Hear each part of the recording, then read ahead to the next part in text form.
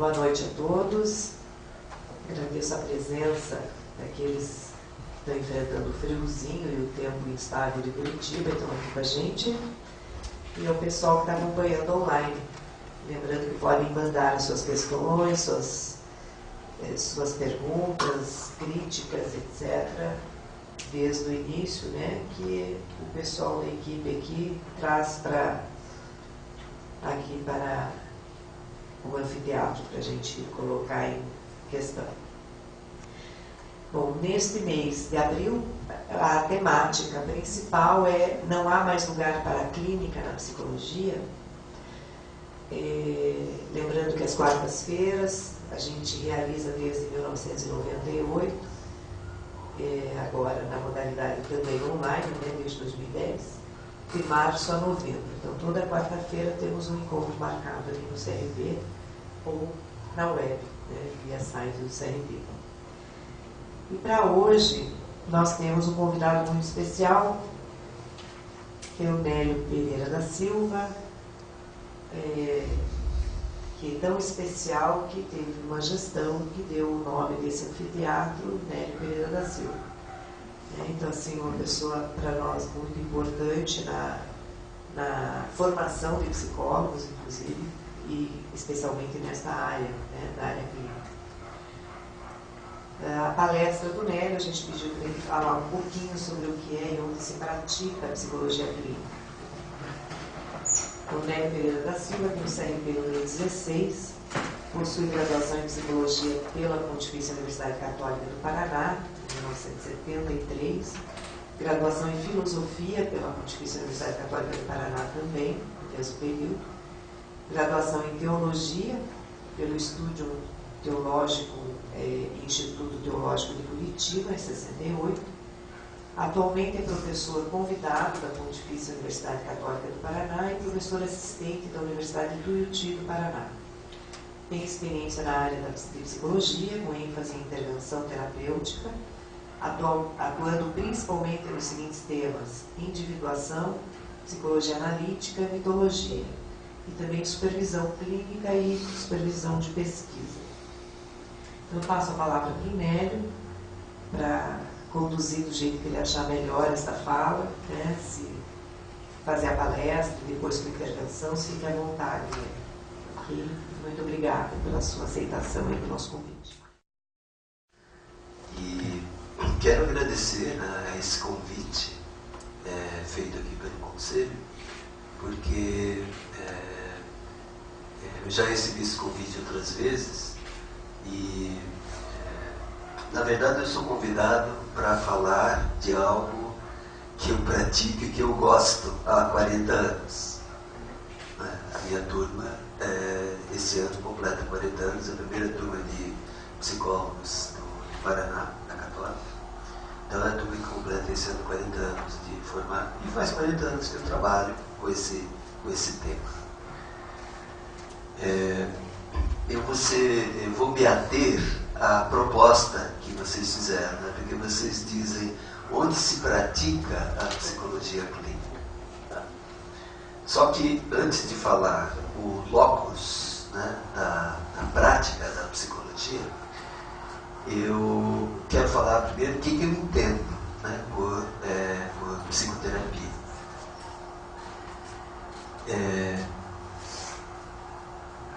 Vocês, estudantes ou que já estudaram, sabem muito bem que a gente poderia trazer aqui milhões, né, de definições a respeito do que é psicoterapia, eventualmente em função da abordagem que se escolhe.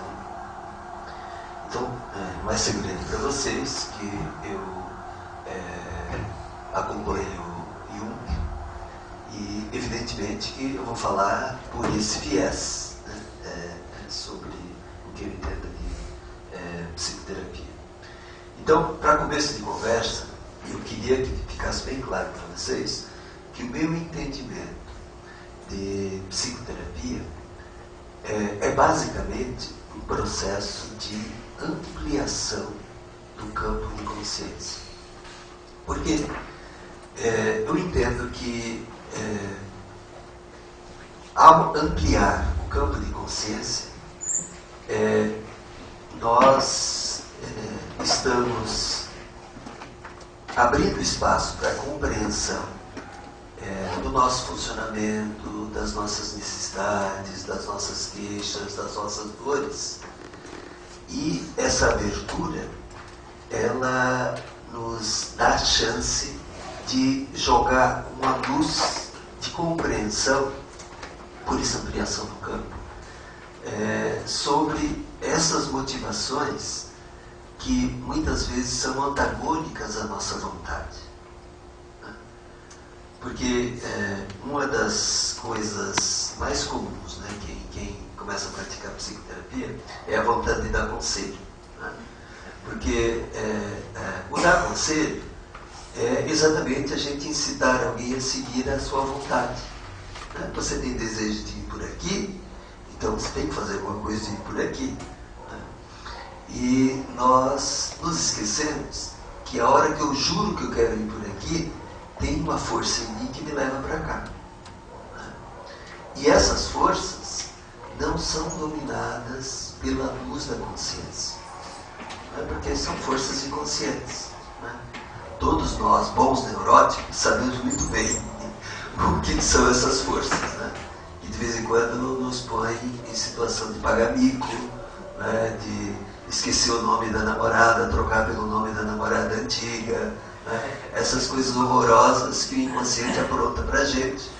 Né? E nós entendemos que quanto mais eu consigo entender essas razões que me levam para distante do objetivo que eu conscientemente traço, mais saúde mental eu estou desenvolvendo.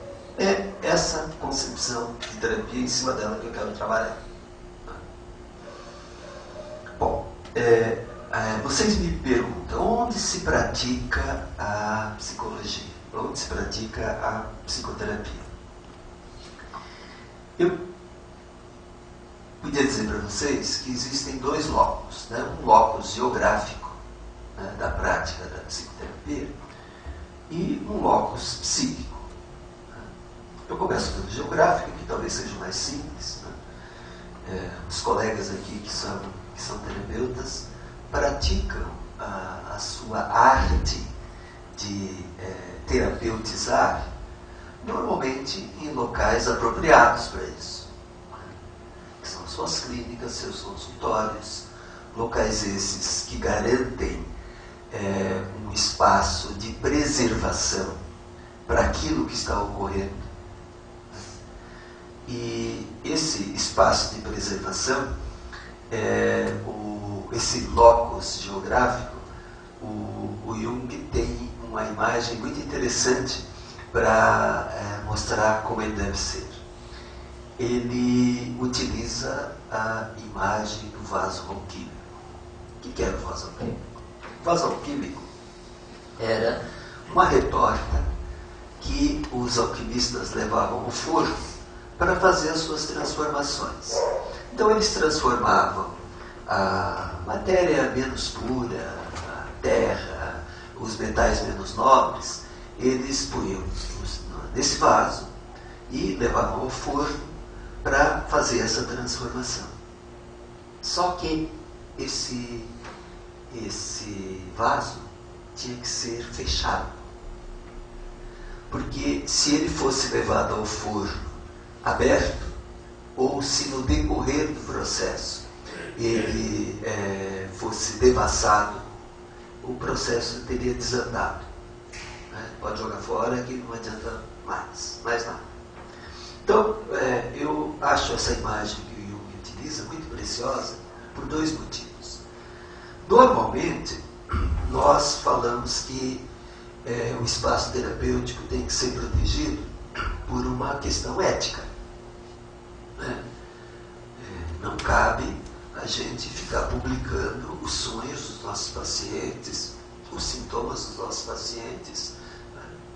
Ou é desaconselhado também que o paciente leve as suas queixas, levem as suas queixas para, por exemplo, discutir no bar da esquina. Né? É o jeito que foi lidado a sua questão, o seu sonho, o seu conteúdo trazido no espaço terapêutico. Então, existe uma preocupação com o sigilo, com a questão ética. Mas a questão mais importante que o Jung aborda, e por isso que eu acho que essa imagem é preciosa, é que essa é uma questão técnica. Porque se eu retiro esse material do espaço adequado para onde ele possa ser tratado, eu estou trazendo um elemento externo que vai perturbar o trabalho com esse material. Em 40 anos, né, de trabalho, a gente ouve coisas incríveis. Né? Uma vez uma paciente me disse assim: escuta, por que nós não fazemos a nossa análise na mesa do bar? E veja, a minha clínica é ao lado de um bar famoso aí de moda. Mas não é tão mais tranquilo, tem uma musiquinha, né? A gente vai ficar, por exemplo, pode tomar um vinho. Né? Veja, essa fantasia, ela existe, né? De que a gente possa sair, tirar o material e pôr fora do vaso. Né? E eu não discuto a possibilidade de que alguém possa fazer a sua terapia lá no Carmel. Né? Não discuto. Né? Se alguém quiser tentar fazer, tente. Né? Mas eu penso que é uma situação extremamente complicada, né? Você se ver desprotegido. E veja, não só desprotegido do ponto de vista ético, mas do ponto de vista técnico também. E aí vocês podem imaginar todas as invasões possíveis para esse espaço num ambiente como esse. Então, esse lugar são os nossos consultórios. Né? Que o conselho aqui tem seus agentes fiscalizadores, até para saber se são locais adequados. Né? Se o som é protegido, se é um lugar decente, se não é um tifo qualquer. Né? E se faz jus às exigências que tal prática comporta. Essa é uma das razões porque os nossos consultórios, as nossas clínicas são fiscalizadas. Né? Não só as nossas clínicas, as clínicas das escolas, os lugares geográficos onde essa prática acontece. Né? Então, volto a dizer, esse cuidado é um cuidado que defende os direitos de sigilo que o paciente tem, mas defende, sobretudo, a questão técnica da execução do trabalho. Né? Porque esse trabalho, gente, é um trabalho que é extremamente solitário. A elaboração daquilo que é trazido para o espaço terapêutico talvez seja uma situação única na vida das pessoas. E nós, no papel de terapeutas, talvez nos tornemos testemunhas oculares dos segredos e dos íntimos mais escuros e mais escondidos que as pessoas carregam. Então isso merece respeito. Isso merece ser tratado com todo cuidado, com todo carinho. Mas existe um outro locus, né, um outro lugar que propicia a ocorrência da psicoterapia, que é o locus psíquico,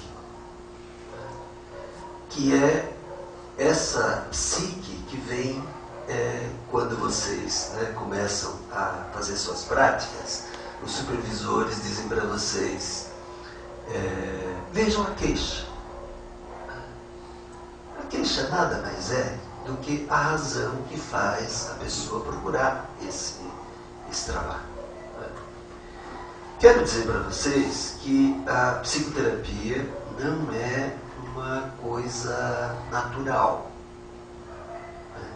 Não é natural eu chegar para um estranho e começar a abrir todos os segredos, toda a intimidade da minha vida. Isso não é natural.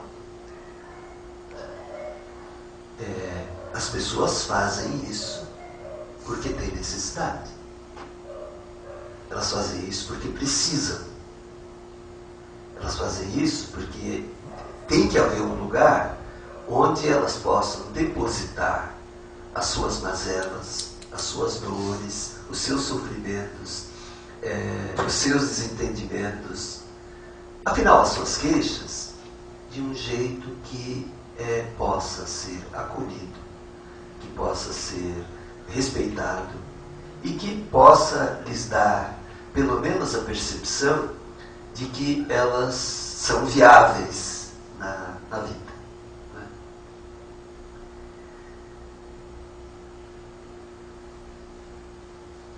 Nesses dois espaços, psíquico e geográfico, vai se encaixar um ideal que eu chamo de ideal romântico da psicoterapia.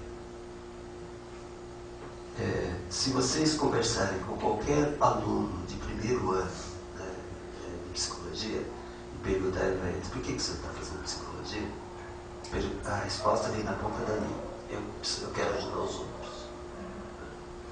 Então, isso que eu chamo de um ideal romântico da psicoterapia.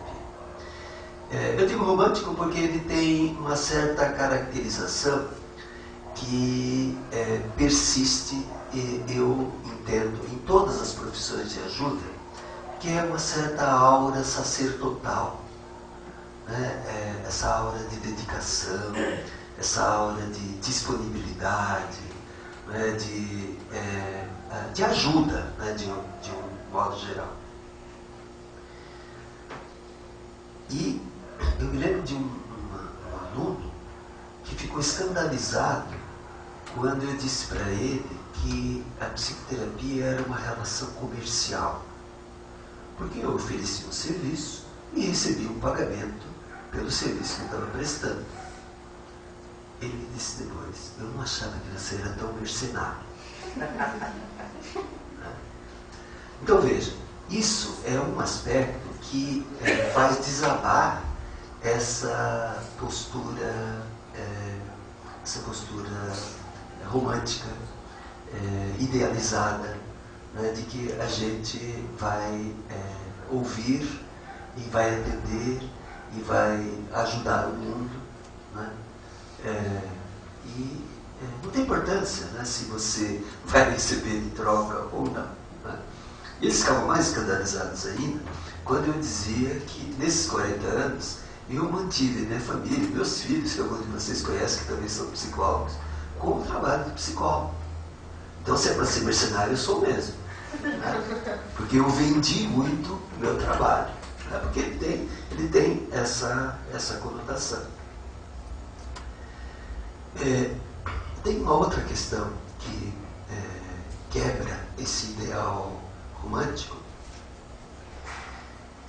que é uma questão muito curiosa, que esse aspecto sacerdotal da psicoterapia, ele atrai sobre nós um conjunto de projeções, porque vocês sabem que nós terapeutas, até pelo fato de existir uma dinâmica que nós chamamos de transferência, nós somos objetos de muitas projeções. A transferência é uma projeção.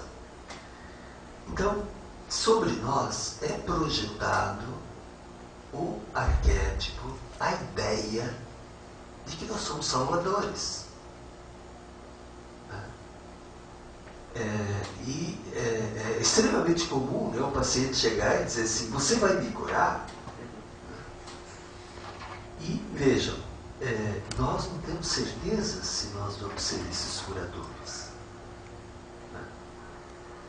E atrás dessa projeção, se ela é recolhida, se eu fico todo feliz, porque eu sou colocado no lugar do salvador do meu paciente, eu mordi a isca dessa projeção. E logo, logo eu vou perceber, e o meu paciente também, que eu não tenho nada de salvador. Que se existe, ou se existir alguma salvação para esse paciente, é ele mesmo. É o trabalho que ele vai fazer com a sua própria consciência, no sentido de ampliá-la e se perceber capaz de dar conta de todas essas confusões que a vida traz para ele. Existe um livrinho que é publicado lá na Paula, vocês encontram, que faz uma discussão sobre esse processo do mito do Salvador, né, projetado no terapeuta. O livro chama-se Abuso do Poder na Psicoterapia. Veja que interessante, esse livro é escrito para médicos, para padres, para psicólogos, terapeutas, para assistentes sociais, enfermeiros, todos os profissionais da área de saúde. Porque todos os profissionais da área de saúde são objetos, né, dessa... Né? Quantas vezes, né, nós olhamos para o nosso médico, né, como alguém que também vai salvar a nossa vida. Né? Então, as profissões de saúde são contempladas, né, com essa possibilidade de que a gente receba isso e incorra na armadilha do abuso do poder. Né? Porque aí eu me acho, né, o salvador, e aí eu e o meu paciente vamos cair no cavalo, né, porque isso não tem nada a ver, né, com as perspectivas e as possibilidades de ser terapeuta.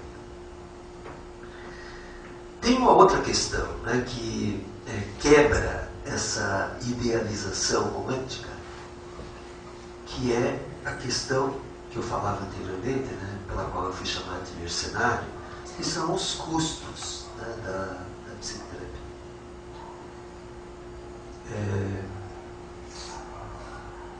Essa questão ela é tão complicada que há muitos psicólogos que descreem da possibilidade de que a psicologia seja viável como uma profissão na qual ele possa sustentar.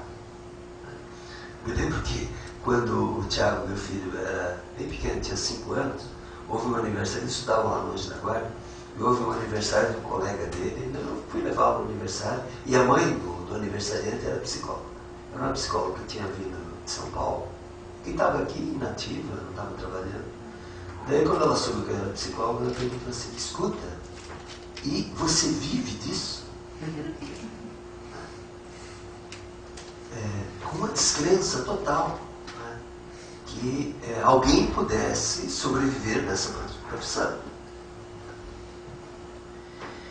Então, essa questão, né, de haver custos na psicoterapia é um calcanhar de Aquiles da nossa profissão.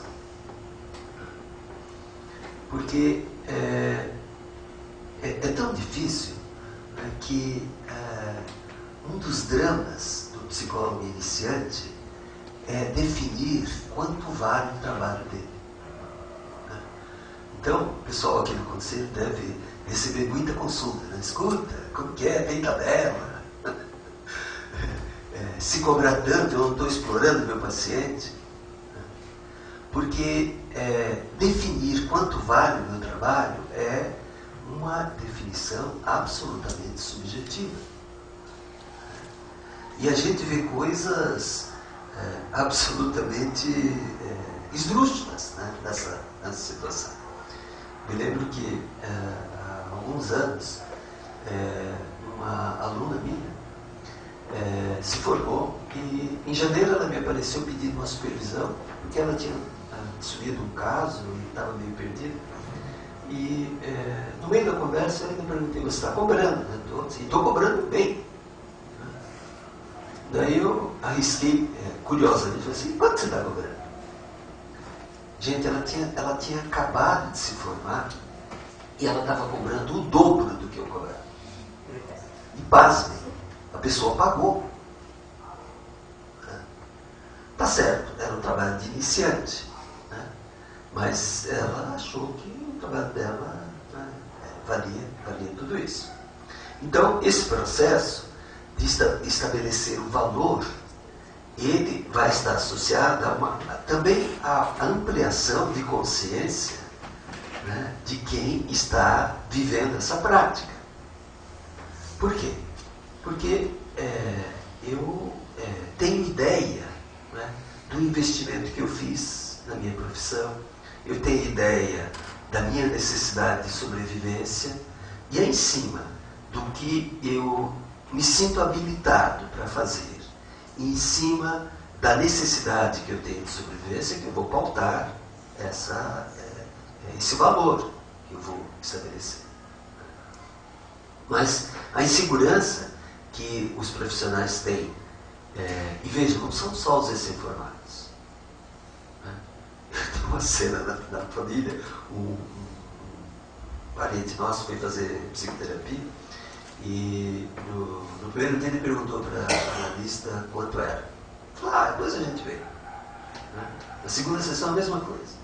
Na terceira ele falou assim, não, depois a gente vê. Daí, depois da terceira sessão ele disse assim, eu não venho mais. Tá de cobrar essas 3 porque eu não venho mais. Por quê? Porque você não está conseguindo estabelecer o seu preço para mim. E ele era muito exigente em relação a isso. E era de fato mesmo. A pessoa não tinha coragem de dizer quanto que ela ia cobrar. Claro que esse processo é um processo de insegurança, né, que se a gente não tem isso muito bem resolvido, não vai poder dizer com clareza, né, o quanto vale o seu trabalho. Outra questão que eu sinto que ela é muito inimiga, né, desse ideal romântico da terapia é um processo que eu chamo de vocação para ser terapeuta. Porque vocês não vão ter garantia nenhuma de que se vocês fizerem a melhor faculdade, se vocês tiverem os melhores professores, fizerem o melhor curso de especialização, isso é garantia de que vocês vão ter um sucesso profissional. Não é assim. Eu brinco com os meus alunos, eu digo assim, vocês têm que descobrir se vocês são do ramo, se vocês levam jeito para a coisa. Porque, vocês devem saber, né? Tem gente que não é do ramo. Né? Tem gente que é elefante em loja de louça, né?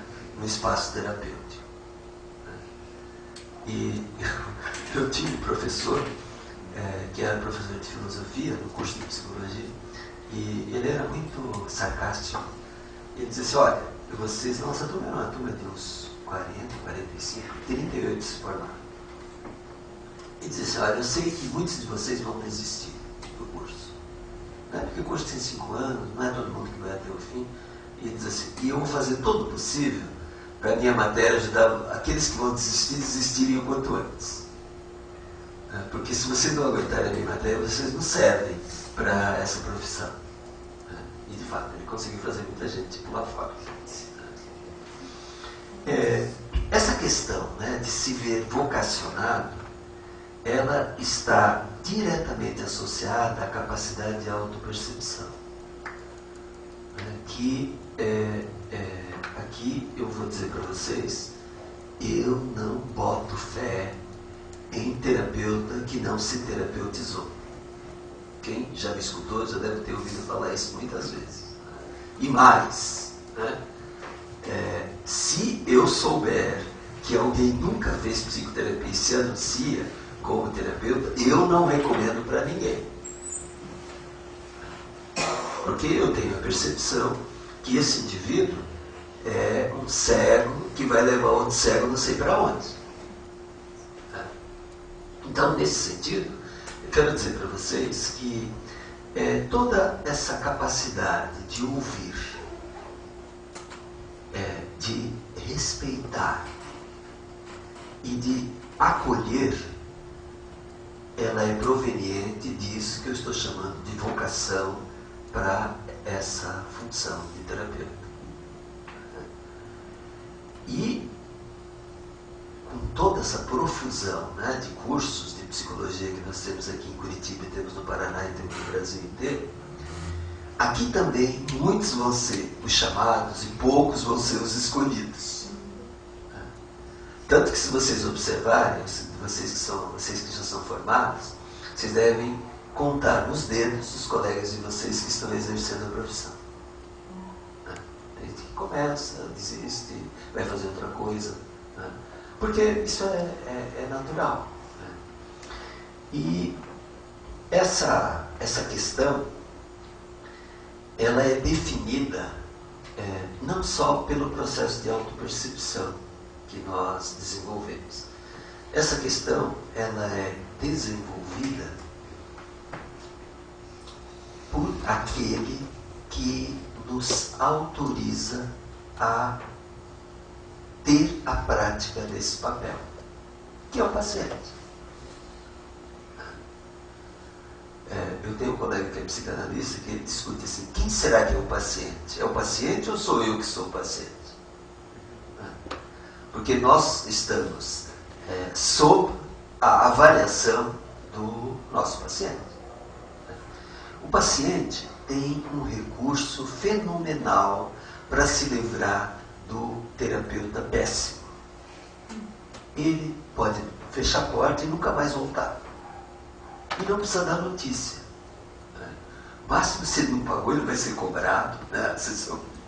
Você não precisa ir lá explicar por que ele não vem mais. E essa notícia, ela é muito preciosa para o analista, para o terapeuta. Porque é essa figura que vai nos autorizar a nos mantermos nesse papel.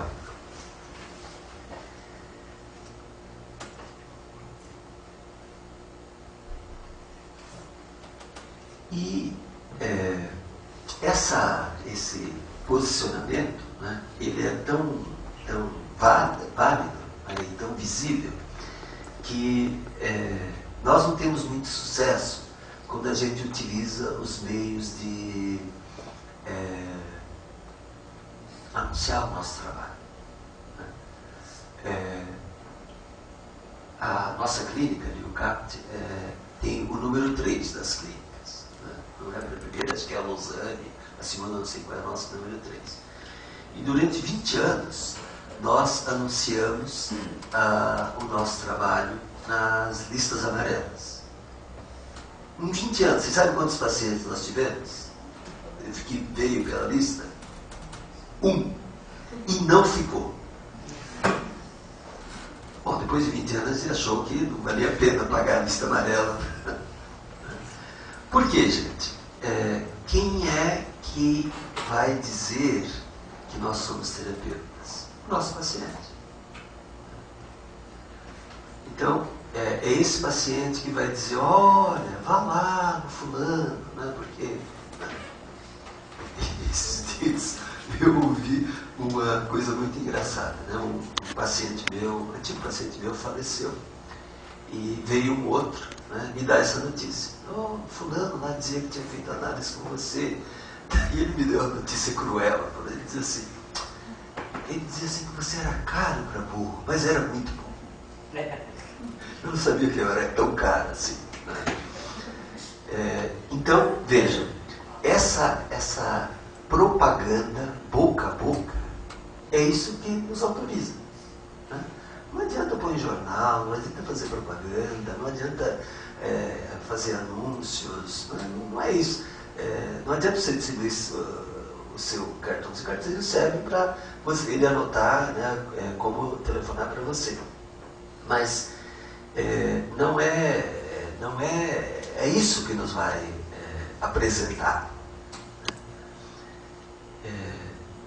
No período que eu fui presidente aqui, uma vez veio aqui uma queixa de um casal que era recém-formado e começou a fazer anúncio de orientação vocacional na Gazeta.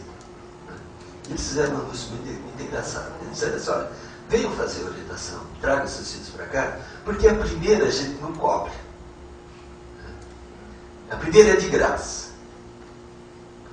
E aí alguém da comissão de ética falou, isso aí é um negócio não muito adequado e tal, e chamaram o rapaz para o casal, né, para orientar. E ele disse assim, vocês não precisavam me chamar, porque faz 3 meses que nós estamos fazendo esse anúncio, ninguém ligou. Né? E ele disse assim ainda, a coisa mais cruel, né? Um dia que ligou um, eu estava tão inseguro que eu disse que o terapeuta não estava, para ligar outra hora.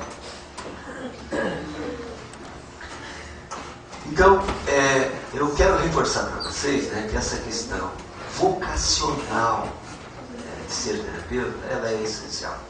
Né?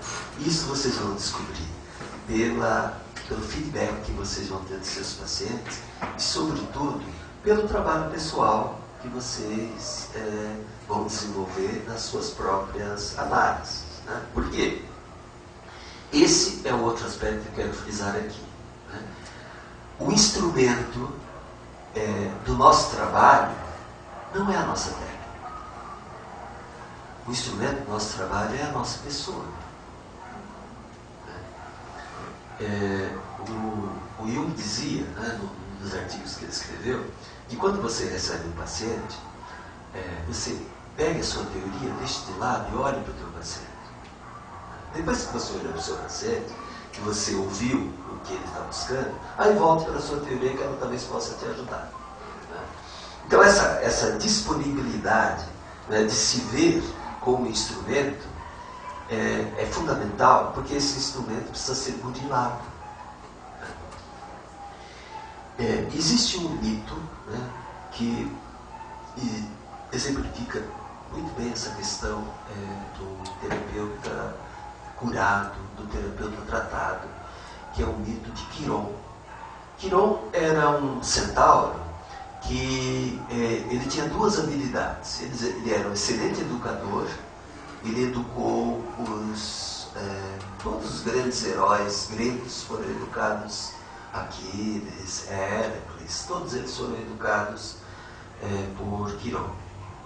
Quiron era um centauro, era um ser que era metade homem, metade cavalo, e ele tinha uma extrema sabedoria, e todos os pais desses heróis levavam seus filhos para serem educados por ele. Uma das coisas que ele desenvolveu foi a capacidade de cura. Né? Então, a própria palavra cirurgia vem do nome dele, porque Quiron vem de queir em grego é a mão. Então, cirurgia significa trabalho com a mão. Então, ele foi o primeiro cirurgião mítico que existiu. Só que vejam um paradoxo. Ele tinha uma ferida na perna.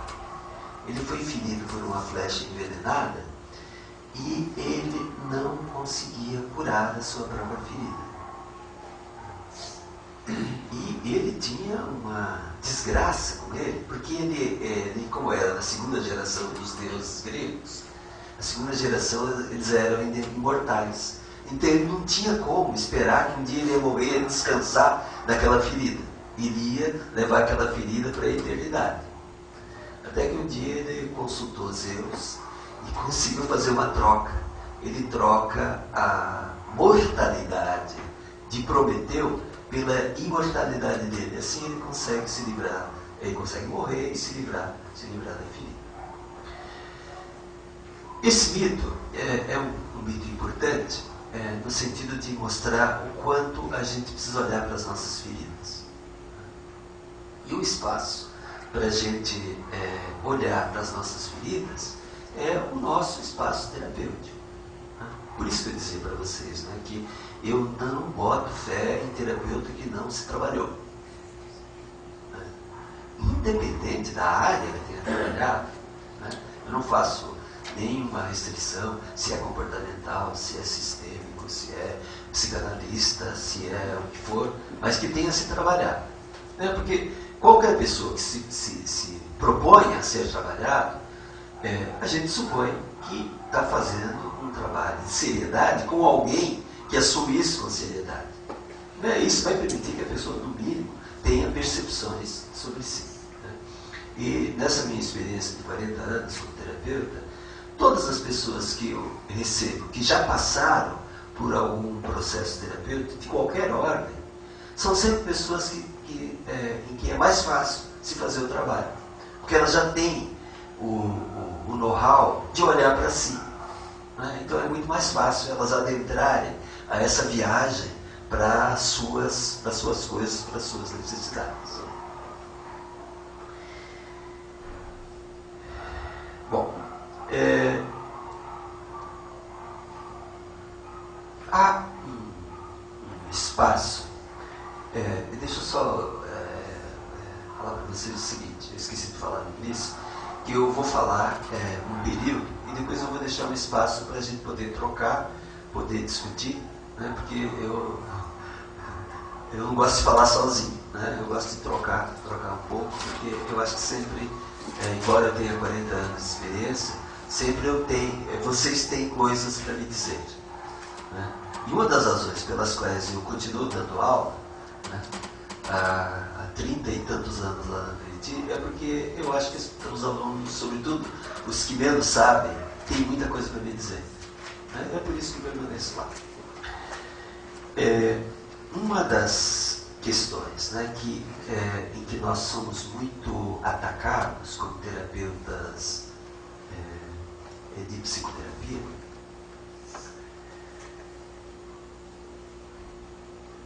sobretudo por uma área, né, da nossa profissão que nos vê como o suprassumo do burguês, né, o psicólogo que atende no seu consultório.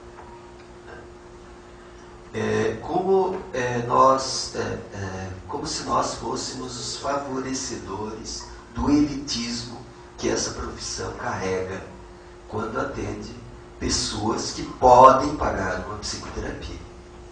E vocês sabem que se a gente entrar, né, na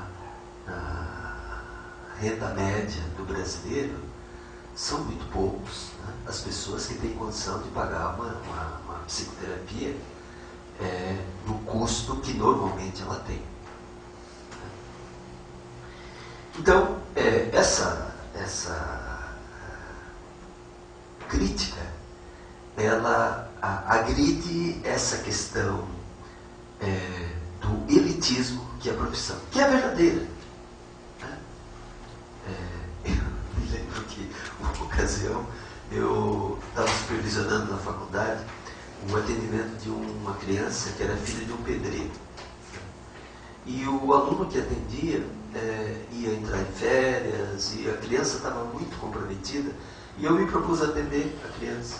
Falei, olha, no sábado eu posso atender, o senhor leva seu filho lá e o senhor vai me pagar a mesma coisa que o senhor paga aqui para a faculdade. Ele foi, e quando ele sentou na sala de espera da minha clínica, eu falei assim, doutor, mas eu não posso vir aqui. A sua clínica é muito chique. Ele se sentiu incomodado, né, de levar o filho dele naquele ambiente. Aí eu entendi o que é elitismo. Bom, mas eu sosseguei o homem, né, e ele manteve, eu trabalhei durante uns 6 meses com essa criança. E a maior felicidade desse homem foi um dia que ele foi promovido e chegou e disse, doutor, agora eu vou poder pagar para o senhor o dobro do que eu estou pagando, porque eu melhorei o meu ganho. Porque ele se sentia devedor, né, de eu estar atendendo a ele por aquele, sei lá, não sei mais quanto é que a faculdade cobrava naquela época.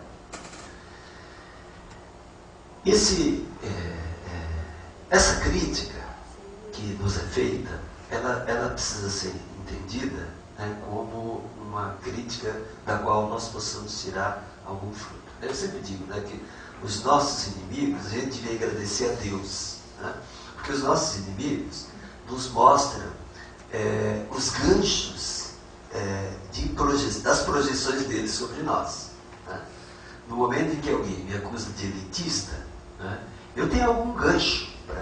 Né? Então eles denunciam esses ganchos. Né? Então, se eu puder administrar os meus ganchos de elitista, né, talvez eu dê conta de lidar com essa realidade, que é a questão que como a gente vai lidar com a possibilidade de fazer com que a psicoterapia possa sair desse espaço elitizado.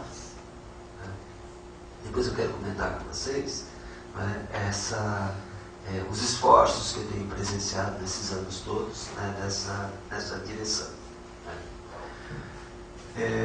Tem uma outra questão, né, que nos faz objeto de crítica, que os colegas aqui, alguns de vocês eu reconheço como alunos, ex-alunos, que eu sei que são terapeutas, vocês sabem que a nossa atividade é uma atividade extremamente solitária. E às vezes a gente tenta suprir essa solidão trabalhando num grupo, trabalhando numa clínica que tenha mais gente, porque pelo menos no cafezinho você tem uma troca, né? Eu tenho ouvido isso muito de colegas que fazem o seu consultório em casa, né? E tem essa sensação de solidão, né, no seu trabalho. E vejam, essa solidão, ela está associada a todo esse processo único que é eu estar diante de alguém que está abrindo a sua alma. Essa solidão que eu sinto no meu papel é sentida também pelo meu paciente. Porque por mais que ele se exponha, por mais que ele se manifeste, há alguns meandros nessa alma que ninguém entra, nem nós terapeutas. E ele vai ter que saber com esse meandro sozinho. Né? Talvez ele dê alguns vislumbres para nós. Né? E esse aspecto de extrema solidão, ele é entendido por algumas pessoas como um processo altamente narcísico. Que às vezes a gente escuta, aqueles de vocês que são terapeutas de adolescentes, devem escutar isso muito dos pais. Diz, seu terapeuta não está fazendo bem para esse moleque, não. Né? Ele está ficando mal educado, está me enfrentando, né? Está fazendo tudo que eu não quero. Né? Aí essas mães geralmente dizem assim, acho que eu vou procurar uma outra análise diferente, porque essa aí não está funcionando. Né? Por quê? Porque é evidente, né? Nós incentivamos a pessoa a olhar para si. É evidente, gente, que não é olhar para si e morrer desesperadamente apaixonado por si como o Narciso morreu, né? Olhando para a beleza da sua imagem. Né? Não é esse o processo que a gente incentiva. O que a gente incentiva é olhar e se enxergar, e se perceber, e não se achar. Porque se esse olhar vem com a ampliação da luz da consciência, esse olhar não vai ser uma prisão narcísica. Mas é muito comum as pessoas transformarem o espaço terapêutico num espaço de ensimesmamento, né? Que é um processo de geração de doença. Né? Se eu me proponho a tratar meu paciente e eu o transformo em um narciso apaixonado pela sua beleza interior, o que eu estou fazendo por ele? Não estou ajudando nada.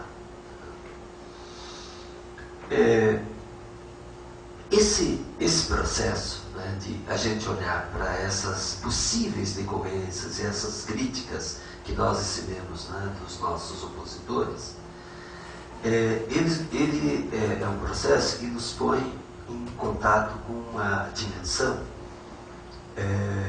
muito esquecida pela nossa classe profissional, que é a dimensão política da nossa profissão.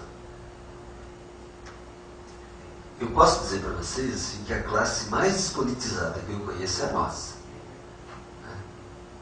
Eu não vou fazer esse teste não, né? Mas eu acho que se eu perguntasse para vocês de quem vocês votaram, né, na última eleição, eu ia constranger algumas pessoas. E veja, essa despolitização, ela não é só em relação à política partidária, né? Essa questão das pessoas que nós elegemos, ela é também relativa à nossa política interna. Né? Como é que nós lidamos com o nosso conselho, com as pessoas que vão gerir o nosso conselho, né? Como é que nós lidamos com a condução da gestão da psicologia no Brasil? Qual é o nosso envolvimento com essas questões do Conselho Federal?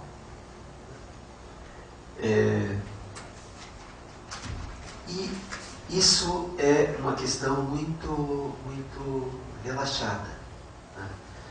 Eu lembro que tem uma ex-aluna, né? Não é do tempo nenhum de vocês, porque é bem antiga, né? Pelo menos que estou vendo aqui que foram meus alunos. Mas ela se estabeleceu no Rio, e toda a época de eleição ela liga para mim, perguntando para mim em quem ela deve votar. Eu falei, escuta, eu não sou do Rio de Janeiro, né? Eu não posso dizer em quem você vai votar.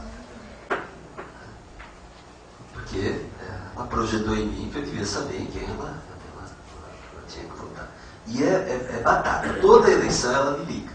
Agora, pelo menos, quando eu estou envolvido em algum grupo que para o federal, eu digo, pelo menos no federal você vota em tal fulano. Né? Não vota nessa chapa, eu não quero. Essa pouca ou quase nenhuma dimensão política, ela nos traz uma dificuldade adicional, que é a questão da nossa representatividade. Por exemplo, vocês acompanharam e acompanham essa questão do ato médico.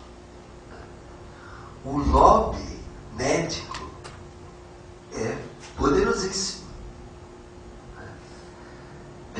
Na primeira versão que houve do ato médico foi nos anos 70, 80, de um deputado paulista médico também chamado Salvador Giulianelli.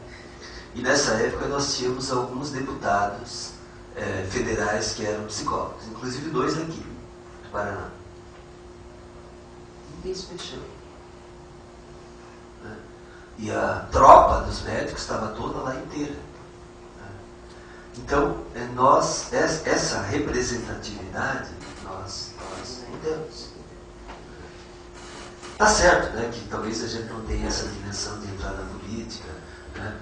O Dionísio tentou aí se eleger, né, não deu certo, mas esse aspecto, não estou pensando aqui no fato de nós sermos deputados, nós sermos vereadores e tal, e por sinal eu tenho visto colegas candidando a vereador e tal, que eu acho ótimo, né, porque pelo menos está mostrando que está surgindo uma dimensão política para isso, mas essa participação consciente e responsável, né, nesse aspecto político. Como consequência, né, desse aspecto político, eu queria ponderar com vocês a respeito de certas aberturas que a gente tenta fazer no sentido da deselitização da psicoterapia. Por exemplo, eu vejo um trabalho muito sério de escolas de formação. O pessoal que faz formação em psicanálise, em psicologia analítica, em comportamental, em sistêmica, né? Muitas dessas escolas mantêm atendimento à população carente. Claro que é um jeito de eles também terem material de trabalho, né? Mas como são já profissionais experientes, são pessoas que vão dar um respaldo melhor do que um aluno de 5º ano que faz da simples coração para atender aquelas pessoas que vão procurá-los, né? E que, por sinal, fazem de um jeito muito generoso e alguns de um modo muito eficiente, né? Eu brinco, né, com os meus supervisionados de 5º ano, né? Porque eu digo, olha, esse estágio de vocês serve pelo menos para eu saber quem de vocês leva jeito, né? Porque esse levar jeito é o aspecto de vocação, né? Porque às vezes a pessoa não está preparada tecnicamente, não está preparada, não tem muita experiência, mas tem alma para acolher o seu paciente, né? E a alma faz parte da pessoa, né? E esse vai ser um instrumento que ele vai precisar para trabalhar. Então, essas instituições, né, elas têm essa preocupação, né, de abrir espaço para esses atendimentos que saem fora do aspecto da clínica particular. Uma dessas instituições que faz um trabalho muito interessante é a Sociedade Psicodrama, né, que ela faz isso de dois jeitos. Não só porque lá tem um espaço de atendimento, né, para o pessoal que está fazendo formação, que a maioria deles são pessoas já formadas, mas pela própria filosofia do psicodrama. Uma das razões que fez Moreno criar a psicoterapia grupal era um jeito de fazer, de possibilitar as pessoas a terem um acesso mais fácil, não só do ponto de vista do espaço grupal, que ele via as vantagens de se fazer trabalho grupal, mas sobretudo a questão econômica. Né? Porque é um dos jeitos que ele encontrou de baratear o custo de um trabalho psicoterápico. Né? Então, o Moreno tinha essa dimensão. Né? Outra área muito interessante que eu vejo esse exército de psicólogos voluntários que atendem em instituições que abrem espaço para isso. Então, geralmente são instituições, muitas igrejas, né, que não só a Igreja Católica, outras igrejas evangélicas, mas instituições que chamam esses profissionais para atender. Né? Por exemplo, tem uma coisa muito interessante que aconteceu ali no Perpétuo Socorro. Né? Hoje deve estar acontecendo isso lá agora, hoje tem 90. Né? E tem alguns padres ali dos redentoristas que fizeram psicologia. E uma das coisas que eles entenderam é que as pessoas que vão lá na quarta-feira, né, conversar com o padre, né, não vão se confessar. Elas vão lá porque tem questões mais amplas, né, que aquele espaço que eles têm ali dentro da confissão é pouco. Então, tem lá um exército, né, de psicólogos voluntários que estão lá disponíveis para atender essas pessoas e fazer uma orientação. Né. Isso eu sei que existe na Igreja das Mercês, existe em várias igrejas evangélicas, né, que abrem esse espaço, né, e que eu acho que é uma das ajudas possíveis. Né, e que tem muita gente na nossa profissão que tem essa generosidade, né, que abre espaço, né, uma parte do seu horário de trabalho para esse tipo de atendimento. Né. E eu fico me perguntando, né, assim, tá bom, é um jeito de você abrir esse espaço, né? Mas quem será que ganha mais? Né? Será que é o paciente que é atendido? Ou será que é o terapeuta que, em troca da sua generosidade, adquire experiência, inclusive, que vai, por exemplo, a minha filha atendeu ali nas Mercês durante um período. Né? Logo que ela se formou, atendeu um período lá. E ela tem alguns pacientes que são encaminhados por aquelas pessoas que ela atendeu lá. Né? Então tem um retorno. Né? Não que eu acho que as pessoas devam fazer isso, né, pensando, vou lá, porque daí os padres vão mandar a paciente para mim. Não, eles não mandam não, o paciente vai se quiser. Né?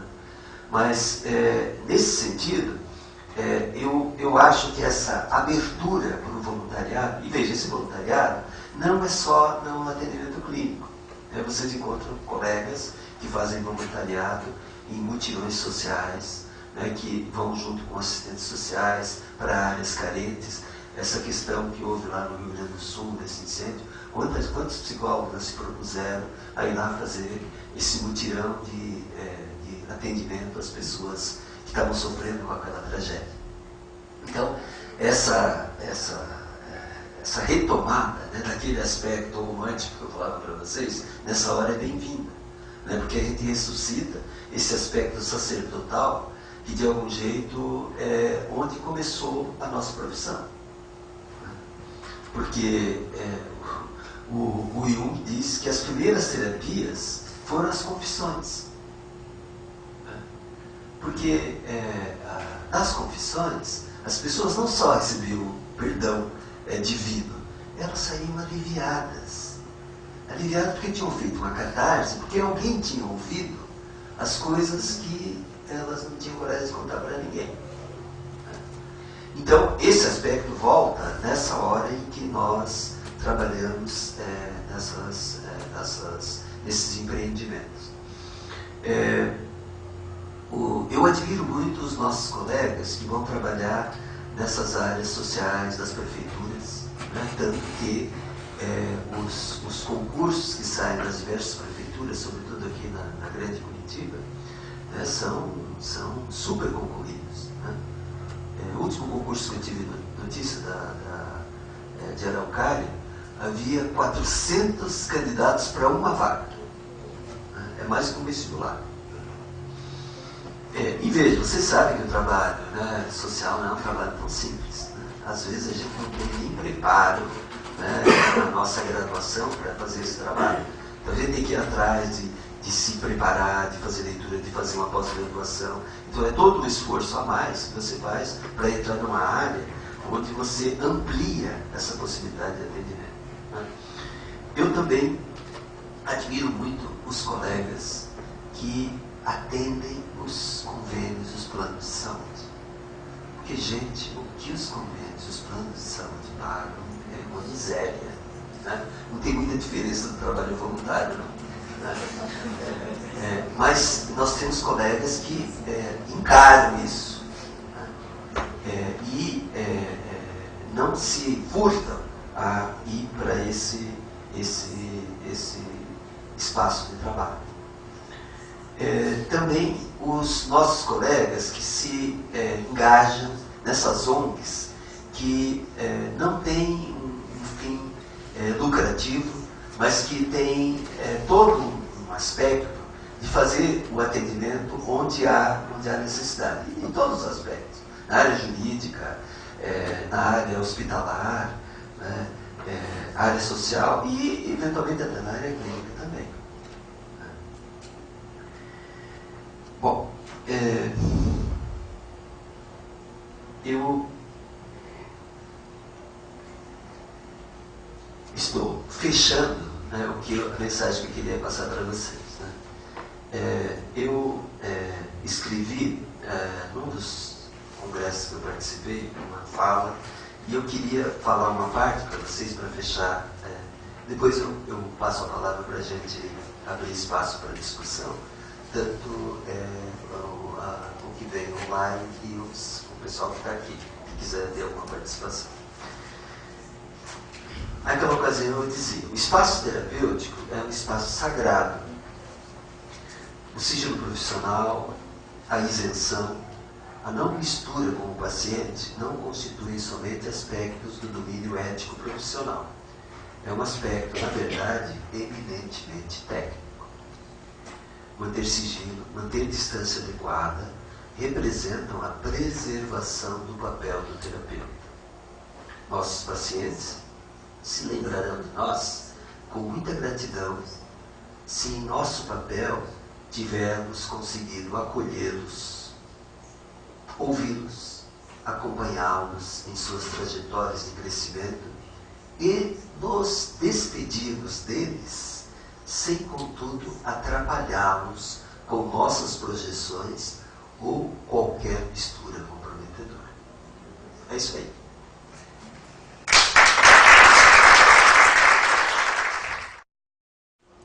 Boa noite, professor. Se internamente será professor, é impossível chamar dessa forma. Meu nome é Sandra, recém-graduada pela FURIT, tive a honra de ser sua aluna. E agora, já na prática, eu tenho percebido algo que me incomoda, né? Nós falamos, não há mais lugar para a clínica na psicologia. Sim. E essa clínica é uma. Por que tanta briga entre os clínicos? Veja, eu escrevi um artigo na penúltima revista do CRP discutindo esse aspecto. Eu exemplifiquei como um mito essa questão das brigas, né, o mito propulso. Né? E eu penso que esse processo das brigas está muito associado a uma condição que a gente tem, que eu penso que é basicamente uma situação de insegurança com relação aos nossos recursos. Né? Porque a sensação que eu tenho nessas brigas é que para valorizar o meu trabalho eu preciso desqualificar o outro. Né? Então, por exemplo, nesse artigo eu discuto eu cito a questão da pendência entre psicanálise e comportamental. Porque um precisa desqualificar o outro. Eu me lembro que durante muito tempo nós tivemos aqui uma psicóloga comportamental já falecida, que era um gênio de terapeuta, chamava-se Alzira. Tem gente aqui que talvez se lembre da Alzira. Alzira que faleceu num acidente de um jeito muito trágico, né? Até foi uma morte precoce. Mas eu, junguiano, mandava pacientes para Alzira. E as pessoas diziam assim, me escuta, como é que você junguiano, manda pacientes para uma comportamental? Sabe o que eu dizia para eles? Eu dizia assim, olha, eu não mando para uma comportamental, eu mando para Alzira. Porque não interessava qual era a técnica, né? Ela sabia lidar com essas pessoas. Né? Ela tinha recursos para lidar com essas pessoas, que me convenciam, né, de que ela tinha essa capacidade. Eu penso que talvez essa questão, né, das brigas a que você se refere, ela tende a diminuir na medida em que as pessoas vão ficando mais experientes. Na França se fez, há muitos anos atrás, uma pesquisa, e a pesquisa era muito curiosa. O pesquisador quis saber qual era a abordagem que mais perdia paciente. Ele pesquisou psicodrama, psicanálise, todas as que ele achou lá na França ele fez. E a conclusão que ele tirou foi sensacional. Né? Perdem mais pacientes os terapeutas menos experientes de todas as línguas. Entre as pessoas experientes, as várias linhas, tudo o mesmo padrão. Então, a inexperiência, ela cria essas inseguranças. Porque eu penso, né, que quem tem que diminuir o outro, pensa que está se promovendo, porque tem recursos para criticar a abordagem do outro. Né? E eu penso que isso é absurdo, é desnecessário e é inútil. Né? Porque não há dúvida, né, que há determinados encaminhamentos, né, que tem que ir para uma determinada área. Uma vez eu recebi um técnico de futebol que tinha medo de avião. E ele tinha que levar o time dele daqui para Brasília, e ele precisava perder medo de avião. Eu falei, ó, se você for tirar medo de avião aqui, você vai ficar 2 anos aqui, eu não sei se você vai conseguir resolver. Vou te mandar para um comportamental, ele vai fazer uma dessensibilização e você vai poder voar. De fato, 2 meses depois, eu vi no jornal que ele estava embarcando com o time para Brasília. Ele disse, você está traindo a tua linha. Não, eu estou atendendo uma necessidade específica, né, que uma pessoa tinha aí. Né? Ainda bem que eu tenho alguns amigos terapeutas comportamentais em quem eu confio, né, que eu posso encaminhar.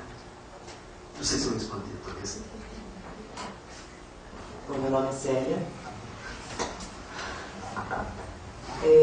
Eu queria colocar um pouquinho essa pergunta, não há mais lugar para a clínica na psicologia, mas perguntar se há lugar para a clínica na psicologia social, por exemplo. eu penso que não há dúvida, né, que há esse espaço, mas eu penso que ele vai ter que ser alimentado por esse crescimento da politização do psicólogo. Porque se eu não tiver essa dimensão do outro e essa dimensão da polis, né, dificilmente eu vou ter um feeling para as questões sociais. E aí, o risco é a gente levar esse modelo clínico, né, da clínica particular para essas áreas, né, que às vezes a gente vê muito isso, né, por exemplo, no psicólogo escolar, que ele é contratado por uma escola e ele faz consultório na escola, né, que não é a função do psicólogo escolar, né, porque na verdade ele não se dimensionou para essa dimensão do outro ampliado, que é o social. Os gregos inventaram uma complicação para nós, né? Que é essa questão da polis, da democracia. Né? É muito mais fácil, né, funcionar de cima para baixo. Né? Ser autoritário é muito mais fácil. Né?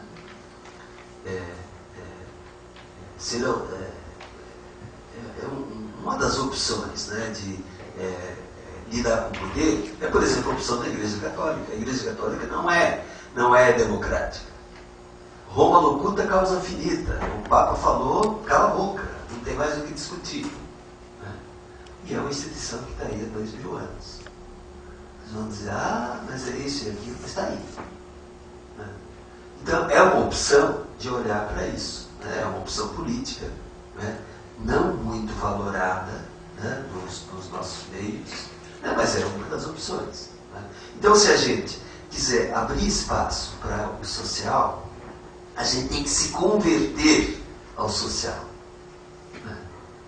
Abrir-se a essa dimensão política internamente e externamente. Né? Porque a gente não vai fazer psicologia social só com caridade. Né? Ela tem que ser um processo muito mais dimensionado, né? Como se a gente conseguisse fazer um processo de ampliação nessa alma que olha para dentro e para dentro do nosso paciente, que olha para a alma do mundo, a alma social, a alma de uma cidade, a alma de um povo. Né? E para isso é um trabalho que tem que se trabalhar, tem que se ir atrás de quem tem prática, buscar supervisões das pessoas que já têm um tirocínio nessa área, né? Porque são as pessoas que nos podem ajudar, sabe? Tudo bem, boa noite, professor Nery.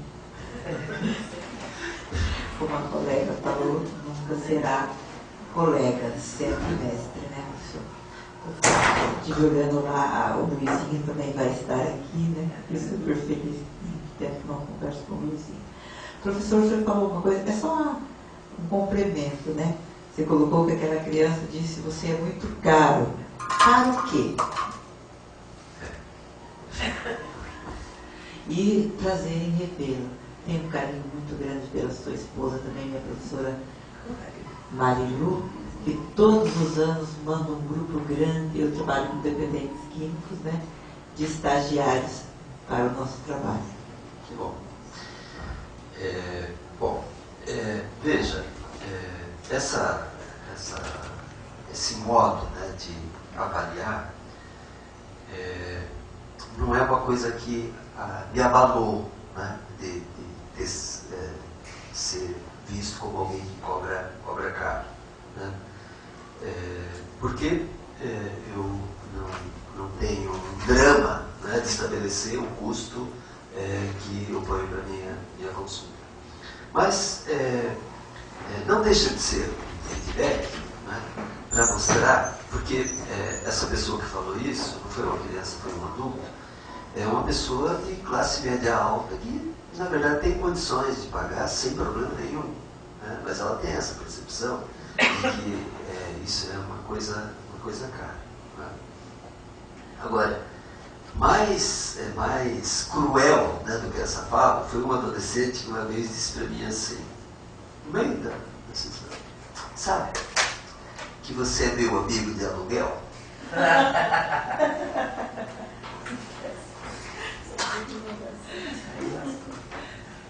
Adolescente serve para isso.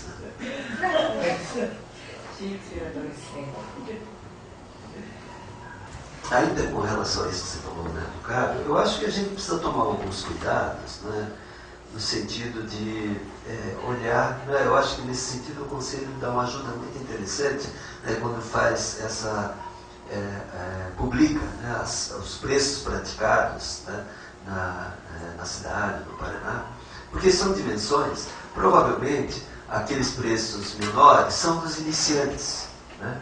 E os preços mais avantajados são das pessoas que investiram mais na profissão, que se sentem autorizadas a cobrar mais porque investiram mais, né? E que fazem isso sem vergonha, né? Se autorizando a fazer.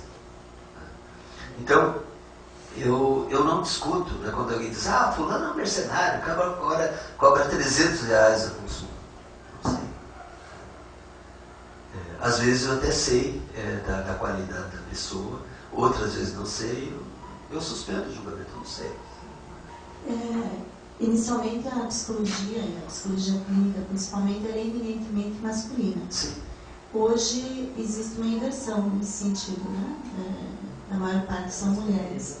A senhora acredita, dentro da sua experiência, que existe uma diferença entre a psicóloga e o psicólogo? Muitas. Primeiro, isso que você falou, a quantidade, né? No Brasil existem 230 mil psicólogos. 200 mil são mulheres. Os 30 mil que sobram são homens. Veja, não há dúvida, né? Quando eu digo para vocês, né, que o instrumento, né, da psicoterapia é um terapeuta, é evidente que uma terapeuta mulher é um instrumento diferente de um terapeuta homem, né? Todos têm o seu lugar, né? E quando a gente desenvolve um feeling com mais experiência, por exemplo, quando eu tenho dúvida, alguém me pergunta, me indique um terapeuta. Eu digo, você quer homem ou mulher? Se a pessoa não sabe, eu converso um pouco com ela, né, e percebo o que está por trás, né, dessa busca e num primeiro momento, quem pode fazer, pela questão de ser homem ou ser mulher, um acolhimento mais tranquilo, né? Então, eu penso que, como há situações em que isso é muito, né, eu tenho incentivado muito os terapeutas jovens a atender crianças e adolescentes, os terapeutas homens, porque eu canso de receber lá na clínica um pedido, eu preciso de um terapeuta para adolescente, um terapeuta homem, né? Claro que atrás disso já está alguma coisa ligada à queixa, né?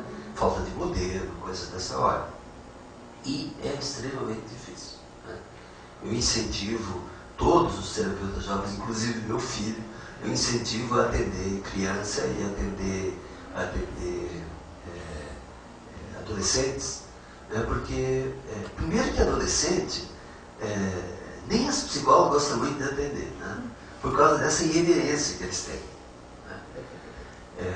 Mas, nesse sentido, eu penso que tem diferenças. Não acho que isso represente, por exemplo, um impedimento, né, que se você faz psicoterapia com uma figura masculina ou com uma figura feminina, que isso vai decretar a qualidade, né, mas vai deixar uma marca. Isso eu não tenho dúvida que vai deixar uma marca. Não só completando, professor, né, quando o senhor fiz a pergunta, né, o senhor fala uma coisa bonita para os colegas que estão online, que estão presentes também, essa coisa linda da alma, ver a alma, né? Muitas vezes a pessoa não está precisando de um médico, está precisando de um psicólogo, e vai ao médico, né? uma consulta, se não é pelos planos, é 1.200, 300, 400, inclusive tem um hospital aqui que atende meu plano e agora não atende mais, a consulta é R$400, que vai para conversar com o médico, que não tem nem muito tempo de conversar e já passa aquela receita muito rápida, né? Então, eu acho que o psicólogo está precisando muito investir no psicólogo, o trabalho do psicólogo. O psicólogo precisa ver a alma, né, do ser humano que está doente, aflita, isso escreve no corpo em forma de sintoma, que vai a um médico, que cobra tão caro e não tem tempo para ouvir, porque também não foi preparado para isso, né? Sabe, eu tenho uma boa notícia para você em relação a isso. Né? Como faz muito tempo, né, que eu estou aí na área, eu já vivi situações de muito antagonismo, né, e de muita dificuldade da figura do médico, lidar com os seus pacientes, lidar com a possibilidade de interagir com o psicólogo. Mas eu tenho percebido ultimamente uma abertura muito grande no espaço da medicina de olhar para o nosso trabalho como um trabalho de complementação e um trabalho de necessidade. Né? Pelo menos eu acho que uns 40% dos meus pacientes são encaminhados a mim por médicos. E eles começam a ter essa percepção. É claro que existem algumas áreas, por exemplo, os homeopatas têm muito mais facilidade de olhar para essa alma, né, do que o cirurgião. Né? Mas mesmo, vocês vejam, nas equipes de cirurgia, geralmente as equipes que têm conceito têm psicólogo na equipe. Então, o espaço para esse olhar, ele está muito mais desenvolvido. Né? Já foi um tempo em que o psicólogo era um competidor do médico. Né? Os próprios psiquiatras conseguem trabalhar equanimemente com a gente. Boa parte deles, claro que tem aí alguns encalacrados, né? Mas boa parte deles tem essa abertura. Com relação à tabela referencial de honorários, aproveitar o gancho de falar de tabela, né? Que para quem já viu o site do CRP ou do CFP, tem uma tabela que tem valor, né, média inferior, média e média superior de valores para alguns serviços. Não tem para todos os contemplados e ampliados no decorrer dos anos da psicologia. Nós tínhamos o hábito todo ano de atualizar a tabela, porque na tabela ela foi feita há muito tempo, acho que em 95, por aí, 94, foi uma pesquisa do Conselho Federal, com conselhos regionais, sindicatos e FENAPSE, fazendo levantamento, né? Quanto cada um, enfim, cobra pelo seu serviço. E aí se fez todo um trabalho de tirar a média para o país todo e se criou uma tabela referencial nacional. Então, você não é obrigado a seguir a tabela. Às vezes as pessoas perguntam, mas se eu cobrar menos ou cobrar mais que a tabela? É uma tabela referencial. E outra, desde que ela foi criada, tem a orientação de que para atualizar pelo INPC ou outro índice que vier substituir. Então, nós fazíamos isso todo ano. O federal parou de atualizar em 2007. Então, nós tínhamos uma tabela diferente do federal? Não, não era uma tabela diferente. Aparentemente era diferente. Uma estava atualizada em relação ao INPC, outra não. Então, se vocês pegarem a tabela, a gente resolveu deixar igual ao federal para evitar encrenca. Porque daí, assim, um olhando de um jeito, outro de outro, as pessoas não leem as letras miudinhas. Então, assim, quem quiser atualizar, pega a tabelinha lá. Se não souber fazer, tiver um contador de plantão, senão tem formas de você colocar numa planilha de atualização, pegar aquele valor de 2007 e chegar em 2013, também serão outros valores. E lembrando sempre que é referência, né? Porque o preço do nosso trabalho passa por outra ordem. Né? Então, o que é caro, o que é barato, e como lidar, acho que é uma outra questão também, né? Com relação a essa questão do índice, eu vivi, né, como terapeuta, um período em que a gente teve aqui inflação de 10, 12% ao mês. Né? Então, cada mês a gente tinha que discutir o preço com o paciente. Né? E nessa época eu me lembro que eu fiz supervisão com um terapeuta que tinha trabalhado na Suíça, que me contou que ele trabalhou 5 anos na Suíça com o mesmo preço. Né? Eu fiquei pensando, será que algum dia eu vou conseguir fazer isso? Ainda não chegamos lá, ainda tem o INPC. Porque é um trauma isso, né? Naquele período em que às vezes a gente tinha inflação de 20% ao mês, né? Então o que se começava a pagar no início do mês não valia a mesma coisa no final do mês. Né? E esse desgaste de todo mês você está rediscutindo. Né? Com preço. Complicado. Quem sabe um dia nós vamos chegar num lugar onde não haja inflação. Boa noite a todos, meu nome é Yara, também tive a honra de ser uma professora Lélia. E o senhor ficou falando, professor, a respeito do psicólogo clínico, do atendimento clínico de crianças e adolescentes, e eu fiquei me questionando até que ponto vai a interdisciplinaridade do psicólogo clínico no contexto escolar. Porque em muitos momentos essas crianças e adolescentes vêm com uma queixa escolar, querido do psicólogo que entre em contato com a escola e faça essa interlocução, e até que ponto se dividem aí os papéis nessa interdisciplinaridade. Veja, eu penso, né, que essa questão ela não pode ser desprezada, né? Porque senão corre-se o risco de se fazer trabalhos paralelos. Então eu já vi muita situação, né, de que o aluno que está mal na escola, depois está fazendo terapia, a conclusão é que ele tem que mudar de escola. Né? Ele vai levar o problema que ele tem lá para outra escola. Existem algumas escolas aqui que chamam os terapeutas. Né? Os orientadores, o pessoal tem esse know-how de fazer discussões com os terapeutas, às vezes demandados pelos pais ou pelo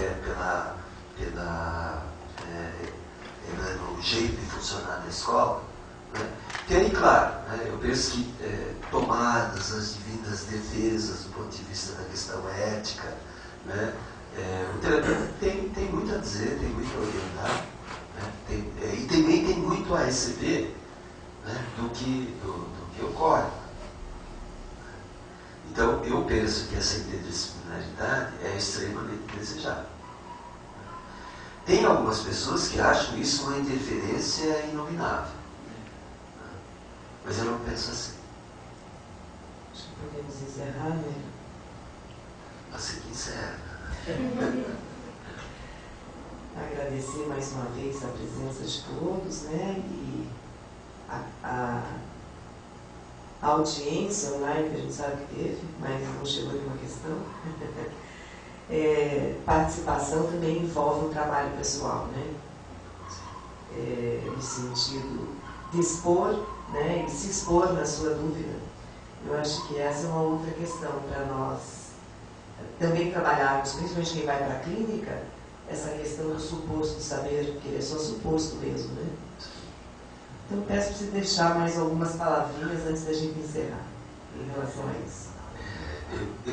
Na verdade, eu quero agradecer mais uma vez esse convite, né, porque, como eu dizia para vocês no início, né, falar sobre isso é uma coisa que é o meu dia a dia. Né? Então é uma coisa que eu faço com muita satisfação. É uma coisa que não é um sofrimento e não é uma carga me falar, é um prazer. Né? Eu peço que vocês possam me dar outras vezes esse prazer. Obrigado, gente.